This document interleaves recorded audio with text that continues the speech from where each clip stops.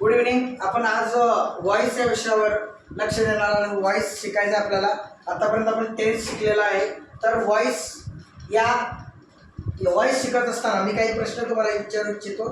Voice करत असताना, टेन्सचा voice करत असताना कोणत्या नियमांना फॉलो करायचं याबाबत मुलं गोंधळ करतात. त्या विषयावर मी प्रकाश टाकणार आहे. तर बघूया आपण काय कोणते रूल आपण वापरू शकतो. कारण की जास्त रूलमध्ये अडकायचं नाही आहे, कमी रूलमध्ये आपल्याला काय करायचं आहे, व्हॉइस शिकायचं आहे. ठीक आहे. तर मी आता तुम्हाला ॲक्टिव्ह व्हॉइस आणि पॅसिव्ह व्हॉइस त्याचे दोन प्रकार पडत असतात.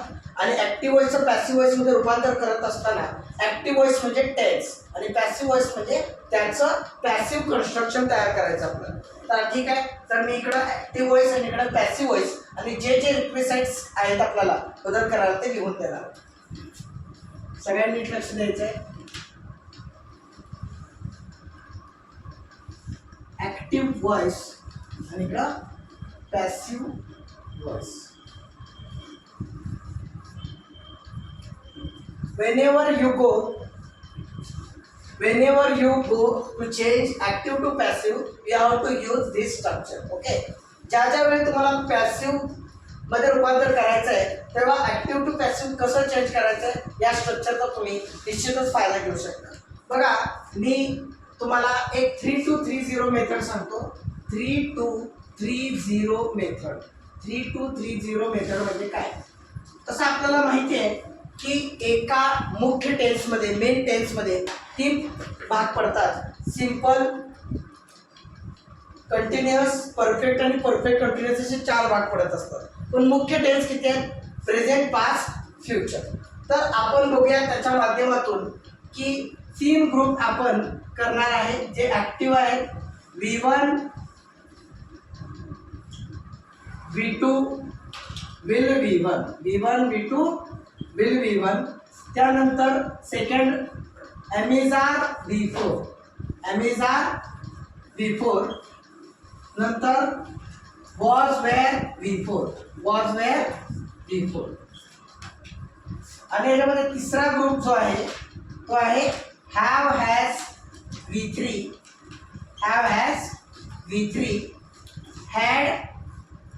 V3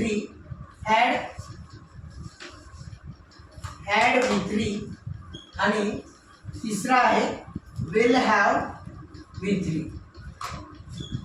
ठीक आहे.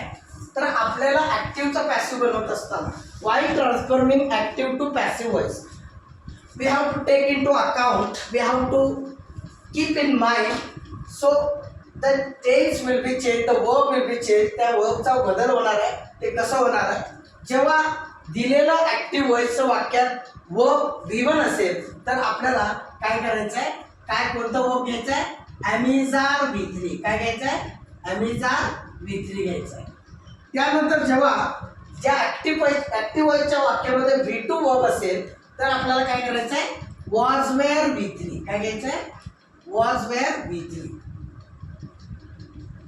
त्यानंतर will V1 साठी आपल्याला घ्यायचं आहे will be V3. काय घ्यायचं आहे? will be V3. Amazon V4 आला असेल ॲक्टिव्ह व्हॉइसमध्ये, ॲमेझॉनचं वाक्य असेल तर आपल्याला ॲमेझॉन आहे तसं लिहून घ्यायचं आहे. Write Amazon as it is. Then we have to take very special word like being. Then we have to write V3. Being का वापरलेलं आहे? What is the use of being? बीइंगचा वापर का केलेला आहे? कारण की बी म्हणजे बीचं रूप काय आहे? M is R. आणि ING म्हणजे काय? बीच्या रूपाला ING लागलेलं आहे. म्हणून ॲमेझॉन V4 हे होतं त्याचं काय झालेलं आहे? ॲमेझॉन हे बीचं रूप आहे म्हणून B plus ING.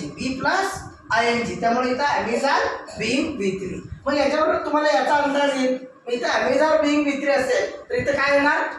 was where being V3. काय येणार? was where being V3.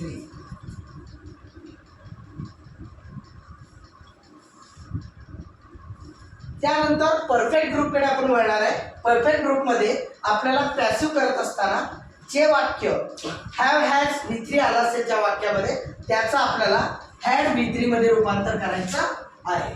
Had V3 मध्ये रूपांतर करायचं आहे. हॅड V3 असेल तर आपल्याला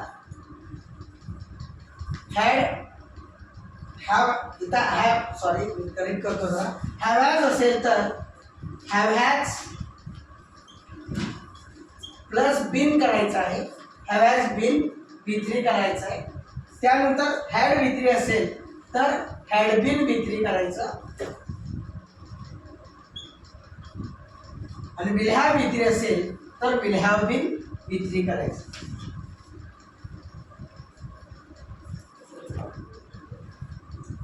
So we use number of structures, number of rule while transforming to active to passive voice. So it is very ridiculous and very confusing to convert one form to another form. So that time students make confusion. त्यावेळी student काय करत असतात, मोठ्या प्रमाणात confusion करत असतात. ते confusion दूर करण्यासाठी to remove that confusion, so we are using this easy structure which can be helpful to transformation to transform active voice to passive voice.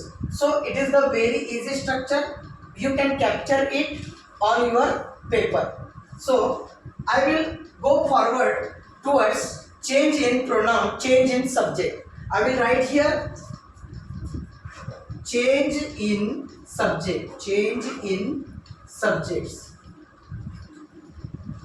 आता आपल्याला या वाक्यामध्ये कर्त्याचं कर्म करायचं आहे, कर्माचा कर्ता करायचा आहे आणि आपल्याला दोन गोष्टी लक्षात ठेवायच्या. पहिलं, कर्त्याचं कर्म, कर्माचा कर्ता म्हणजे सब्जेक्टचा ऑब्जेक्ट, ऑब्जेक्टचा सब्जेक्ट करायचा आहे. त्यानंतर दुसरी गोष्ट अशी की आपल्याला एक गोष्ट फॉलो करायची, ऑर्डर. काय ऑर्डर फॉलो करायचे? 1 2 3 3 2 1, 1 2 3 3 2 1, 1 2 3 3 2 1. म्हणजे जे सब्जेक्ट असेल, वर्ब असेल, ऑब्जेक्ट असेल, त्याचा आपल्याला ऑब्जेक्ट वर्ब सब्जेक्ट मध्ये कन्वर्जन करायचं. 1 2 3 3 2 1 या गोष्टीला फोकस करायचा आहे. त्याच्या माध्यमातून आपण ऍक्टिव्ह टू पॅसिव्ह इझिली करू शकतो. या गोष्टी लक्षात ठेवायच्या. ऍक्टिव्ह टू पॅसिव्ह करत असताना आपल्याला दुसरी गोष्ट, आपल्याला जे सब्जेक्टमध्ये चेंज करायचं आहे, जर वाक्याची सुरुवात आय ने होत असेल तर आपला जो ऑब्जेक्ट असणार आहे तो बाय मी असणार आहे. जर वाक्याची सुरुवात वी न होत असेल तर ऑब्जेक्ट बाय अस असणार आहे. सब्जेक्ट जर यू असेल तर ऑब्जेक्ट बाय यू होणार आहे. त्यानंतर सब्जेक्ट जर ही असेल तर ऑब्जेक्ट बाय हिम असं होईल. सब्जेक्ट जर शी असेल तर ऑब्जेक्ट बाय हर होईल.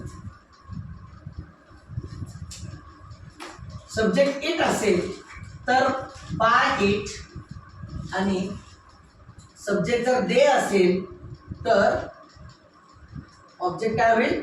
बाय दे. हे खूप स्ट्रक्चर महत्त्वाचं आहे आणि हे चेंजेस आपल्याला नोटिफाय करायचे, लक्षात ठेवायचे, आपल्या मेमरीमध्ये लक्षात ठेवायचे, जेणेकरून आपण ॲक्टिव्ह टू पॅसिव्ह बनवताना आपण इझिली बनवू शकतो. त्यामुळं हे आपल्याला पाठ करावं लागेल. या आजचं स्ट्रक्चर तुम्हाला समजलेलं असेलच. हे स्ट्रक्चर तुम्हाला समजावं म्हणून हा विशेष प्रयत्न केलेला आहे. तुम्ही स्ट्रक्चर लिहून घेऊ शकता किंवा स्क्रीनवरनं कॅप्चर करू शकता, स्क्रीनशॉट सुद्धा घेऊ शकता. आणि आपण आजचं सेशन इथं कॉन्क्लूड करणार आहोत. उद्या आपण बघणार आहोत व्हॉइसचा पुढचा भाग आणि व्हॉइसच्या स्ट्रक्चरचा यूज कसा करायचा हे आपल्याला बघायचं आहे. जर तुम्हाला व्हिडिओ आवडला असेल, हा व्हिडिओला तुम्ही लाईक करा, सबस्क्राईब करा, शेअर करा आणि समोर दिसणाऱ्या बेल आयकॉनकडं तुम्ही बेल आयकॉनला प्रेस करा आणि या विषयाला जास्तीत जास्त सगळ्या विद्यार्थ्यांकडे पोहोचवा, जेणेकरून हा व्हॉइस हा सब्जेक्ट सगळ्यांना भीतीचा नाही तर सोपा वाटेल आणि आपण आजचं सेशन कम्प्लीट करूया. धन्यवाद.